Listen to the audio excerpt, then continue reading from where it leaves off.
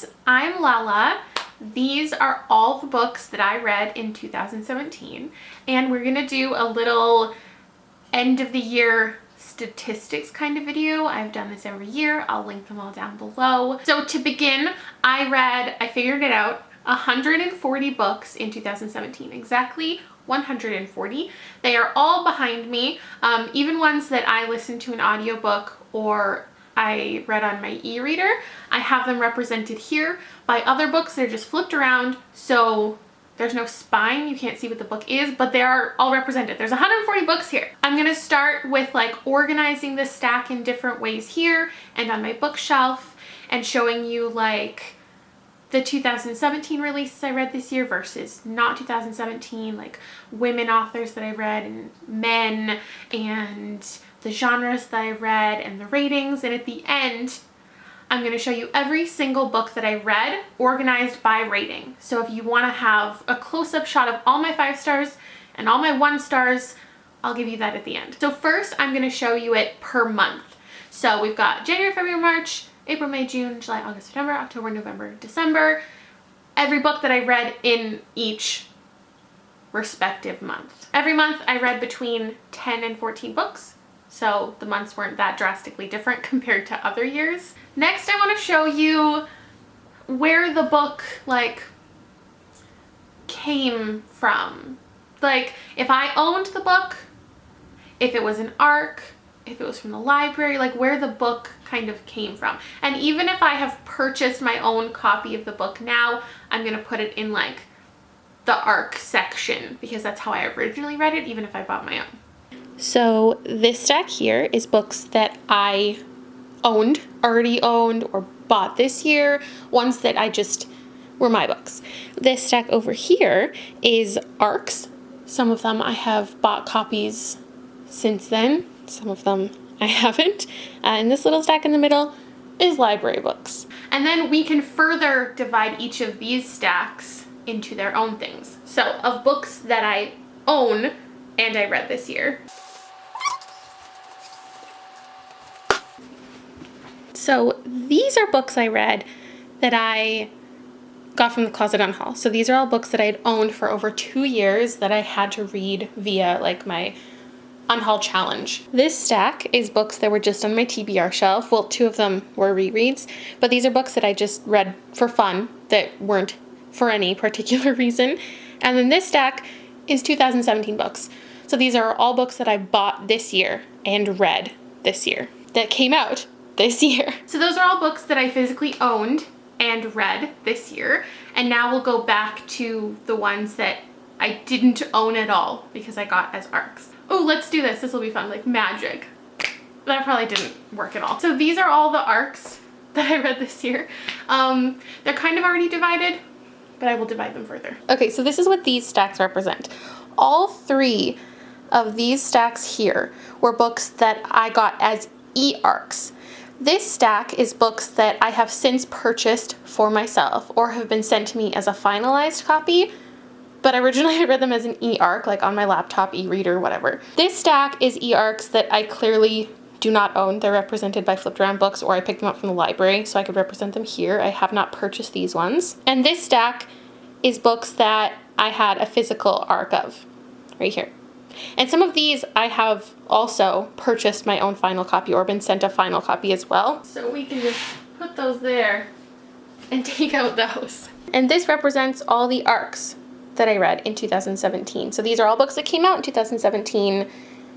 I've bought some because I liked them or they were on sale. I've bought some because I liked them. And those 2 I didn't buy my own yet or ever, I don't know. I'm getting hot moving all these books around. Okay, other stats. Some of these look better on the bookshelf, some of them will look better over here. So I kind of showed you 2017 releases versus not, but they were in 2 different sections. So I'll show you what those look like.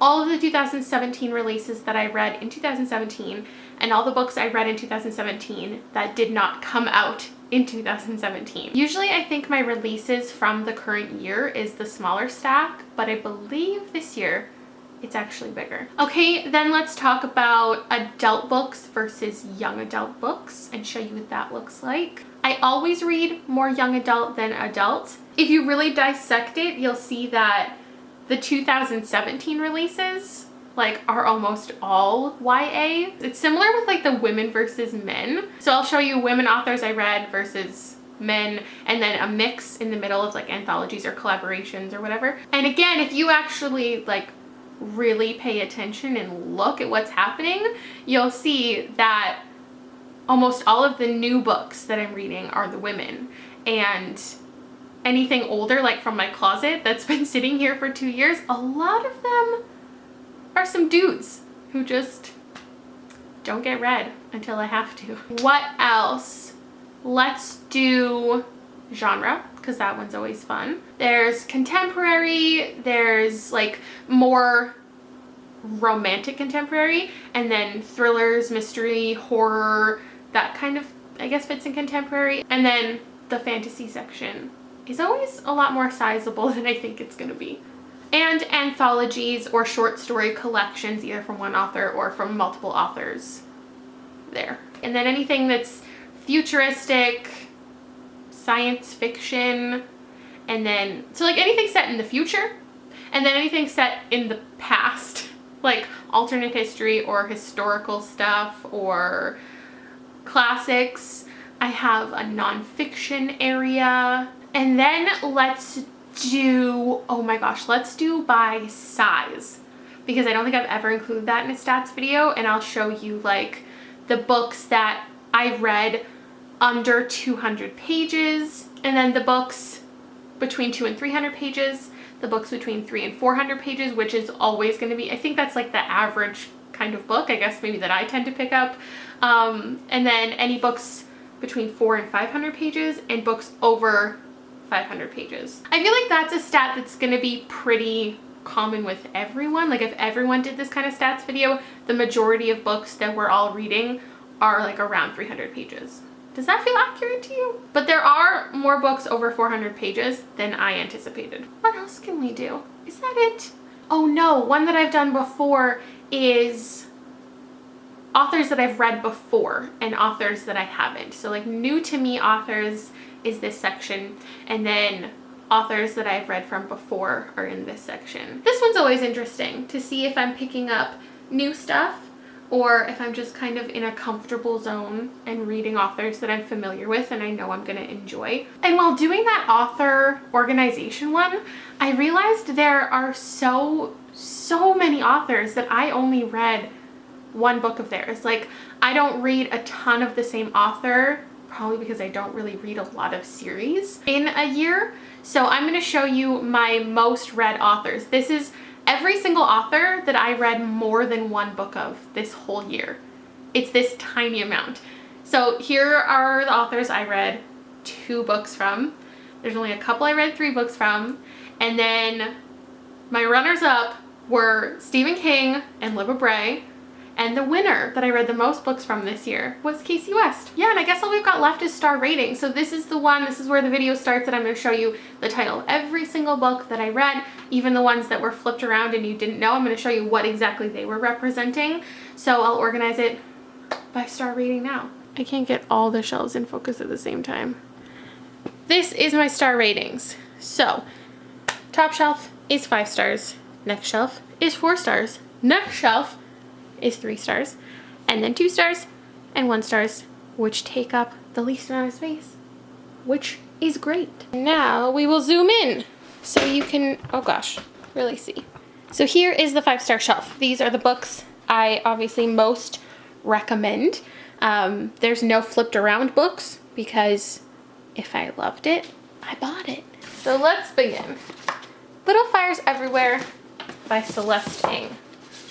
A House at the Bottom of a Lake by Josh Malerman. Far from the Tree by Robin Benway. Blood Red Road by Moira Young. The Upside of Unrequited by Becky Albertalli. Her Body and Other Parties by Carmen Maria Machado.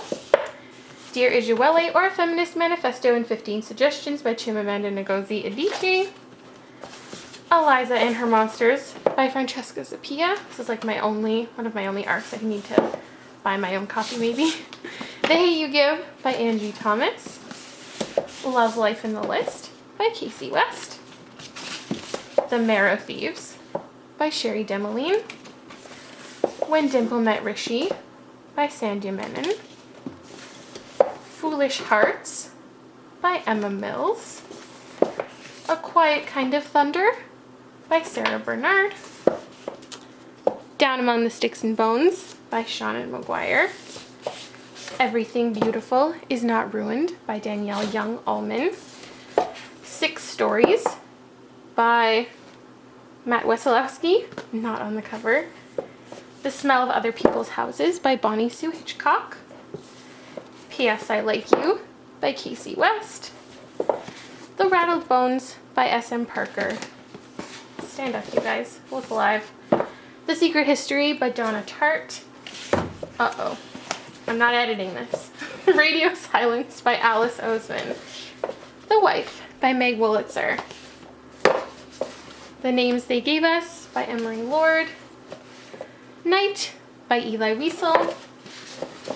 Dress Codes for Small Towns by Courtney Stevens. And Saints and Misfits by S.K. Ali. Moving on down to my 4-star shelf. This one spans like 2 full shelves. The first section is 4 stars that like you could convince me to give them 5 stars. These are like 4.5 stars. Still highly recommend. To begin, The Library of Fates by Aditi Corona. A Line in the Dark by Melinda Lowe. Uh-oh. After the Fall by Kate Hart. By Your Side by Casey West. I think I'm going to buy my own copy of that.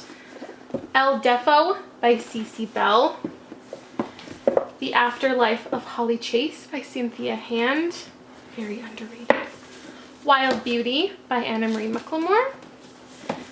The House on Mango Street by Sandra Sinieros. 6 of Crows by Leigh Bardugo. Going Bovine by Libba Bray. Like Water by Rebecca Potus. How to Love by Katie Cotugno. Emma in the Night by Wendy Walker. Here We Are, Feminism for the Real World, edited by Kelly Jensen. The Good Daughter by Karen Slaughter. Final Girls by Riley Sagar. The Goldfinch by Donna Tartt. More Than This by Patrick Ness. The Dinner by Herman Koch. A Million Junes by Emily Henry. The Gallery of Unfinished Girls by Lauren Karks. American Street by Evie Zaboy. Flame in the Mist by Renee Ahdieh. The Wanderers by Meg Howry. A Poem for Every Night of the Year. And then there's a book represented here, and that 4-star was The Perfect Stranger by Megan Miranda. And then we'll move over to the other shelf of 4 stars. These are like solid 4 stars. So we've got Always and Forever Lara Jean by Jenny Han. The Ship Beyond Time by Heidi Heilig. Because You Love to Hate Me. 13 Tales of Villainy, edited by A. Marie. Feral Youth, a novel in 10 points of view from Sean David Hutchinson and 9 other authors. The Hanging Girl by Eileen Cook. Little and Lion by Brandy Colbert. Lucky in Love by Casey West. Pivot Point by Casey West. Split Second by Casey West. Witchwood by Taheda Mafi. Hidden Figures by Margot Lee Shutterly. First We Were Four by Alexandra Sirowy. And then I reread To All the Boys I've Loved Before by Jenny Han, as well as P.S. I Still Love You by Jenny Han. Tiny Pretty Things by Sona Charapatra and Danielle Clayton. And then There Were None by Agatha Christie. Oh, that's cute. Right next to 10 by Gretchen McNeil, inspired by And Then There Were None. Flying Lessons, an anthology edited by Ellen O.